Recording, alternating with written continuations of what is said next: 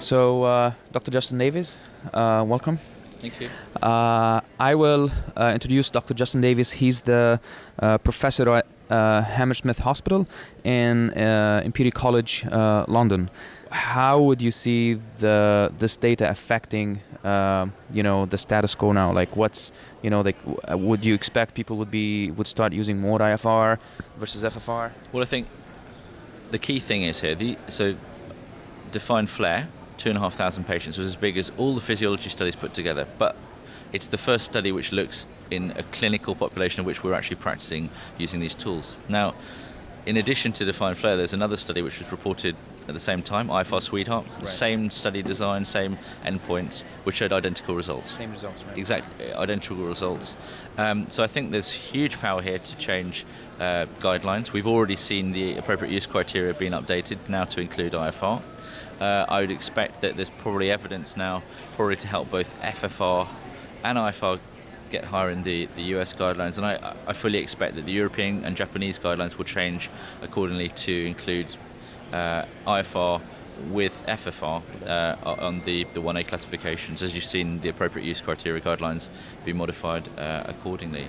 I think ultimately, and kind of a take-home message would be that, whether physicians use iFR or FFR, that's their own choice. This gives more choice to people, and we have the greatest body of safety data out there to support it. But I think the real, benefits for patients are seen if people are doing more physiology. Right. So the results show that it's basically the same, whatever you do. Obviously, with iFR, it's can potentially easier to do and nicer for patients, but there's similar results. And if we can, get more people using physiology, that's going to benefit more patients, and that's much more important than moving a few people who are doing FFR to iFR. Yeah, so you've got to get more people using physiology, improve outcomes, more appropriate stenting, and hopefully mean that people have longer-term, better qualities of life free from angina. Sounds good.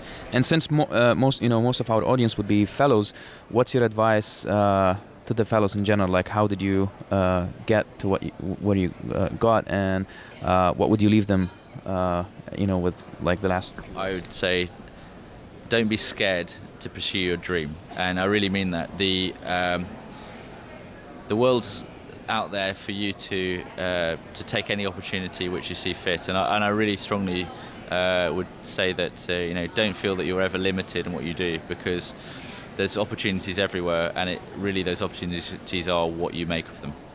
That's actually very nice of you. Okay, thanks for having you, and thanks for coming, and we appreciate it.